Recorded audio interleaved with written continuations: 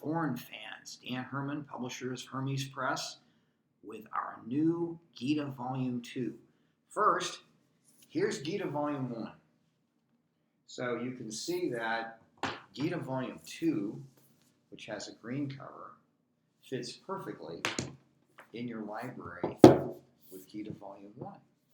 Everything lines up perfectly. Everything's beautiful. Now, first of all, I want to thank everybody out there who got this book into production by funding the Kickstarter. These are fantastic books. They're part of our Frank Thorne library. They're very expensive to print. But without all the people who contributed to the Kickstarter campaign, Ghita Volume 2 would not be possible. And let me remind you that we started our Frank Thorne library with this book, Battling Beauties, which is a in-depth study of Frank Thorne's career with lots of original art and interviews of Frank Thorne's work conducted by Howard Davis, who did an excellent job interviewing Frank, who knows Frank and actually I think lives down the street from him. But the point is that this book you use as a reference in looking at the rest of Frank Thorne's output, which Hermes Press is reproducing in our complete Frank Thorne library. Now, some people have said, why isn't there more coverage of Red Sonja in here? And the answer is Red Sonja is discussed, but there's not a lot of Red Sonja original art in this book because Frank didn't feel that that was indicative of what he did after he left mainstream comics and wanted the focus to be on the material that he created as a writer and illustrator. So I hope that answers the questions of some people that wanted to know why isn't there more Red Sonja in here. Frank's work is far greater than merely what he did on Red Sonja. As good as it is, his work afterward is the distillation of his thoughts and ideas about the universe that he created for Ghita. And of course, he did, Moonshine McJugs for Playboy and did cartoons for other magazines as well. So that's just the beginning part of his career. This book will tell you about how he got involved very early on working for King Features doing the Perry Mason strip. He worked for Western Publishing doing a lot of Dell comics. He worked for Gold Key Comics, again, Western Publishing. He worked for DC and then Marvel, and then he went out on his own. But let's focus on Ghita Volume 2, the Erotic Treasury. This is the front of the book. This is the back of the book. This particular book has two editions, as you know. Here's the first page of the book. This is the regular edition.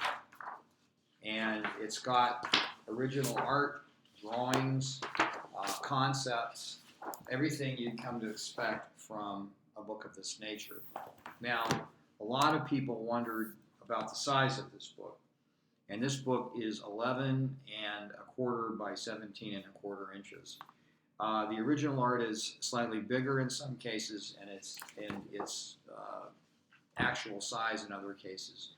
The actual page size, I'm not 100% sure. I think it's 13 by 19 or 20 or something like that.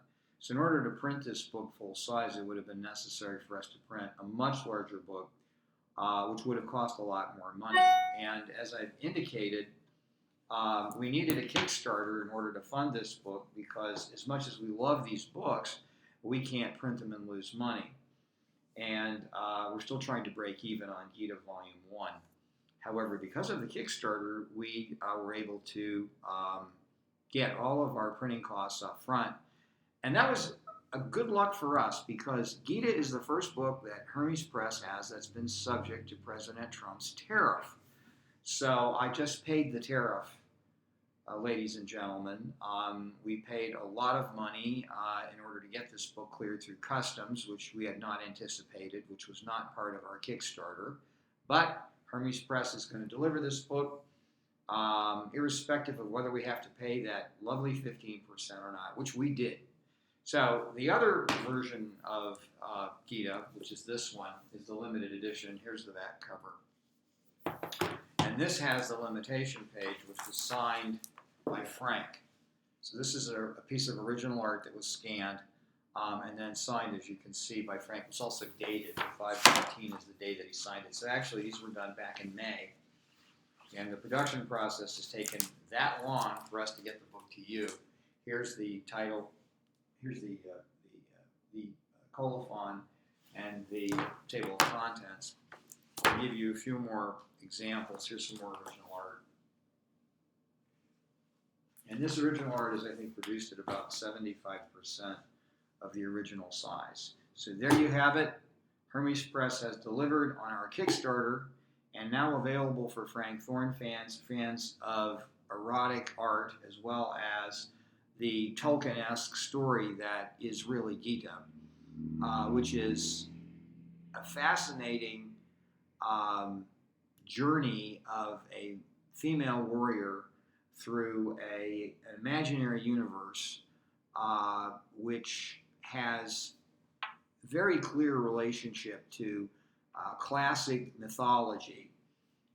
So Frank has created a unique story here with unique characters that stands on its own, and while the characters, especially Ghita, doesn't have a lot of clothes on, that's only part of the story. What you really have is something that is a really complex tableau of a mythic universe with a warrior princess. And I won't go into any more details because I don't want to ruin the rest of the story, but it's all in here. I would also point out, having to put the old spectacles on, that the adventures of Ghita continue and finish in this book. You also have the Thousand Wizards of Erd, the Dead Man's Head, and then we have a portfolio of posters and more naughty bits, including Ghita and the Sword of Eros portfolio, a Ghita poster, Ghita 2000, and Ghita the Thousand Wizards of Erd unpublished, page 18, because he didn't use that particular page. Then we have additional storyboards from the proposed movie that never occurred, which it should have.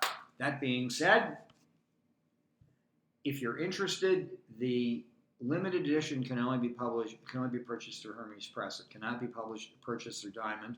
It cannot be purchased at a bookstore. It cannot be ordered anywhere except through Hermes Press. We did that because we did not want the people who invested their money in the Kickstarter to be put at a disadvantage where people could get a better price. As a matter of fact, you got a better price if you got it on the Kickstarter than you can if you buy it on our website, but that's the only place you can buy it. The regular edition of this book is available only through your comic book store. Again, we did not want this book going out in the book trade and being discounted and being readily available. We wanted to keep it a very rare, a very collectible book that is aimed at Frank's audience, and we wanted to make sure that nobody who supported the Kickstarter was put in a position where they paid more money than anybody else would. They got the best deal on this book.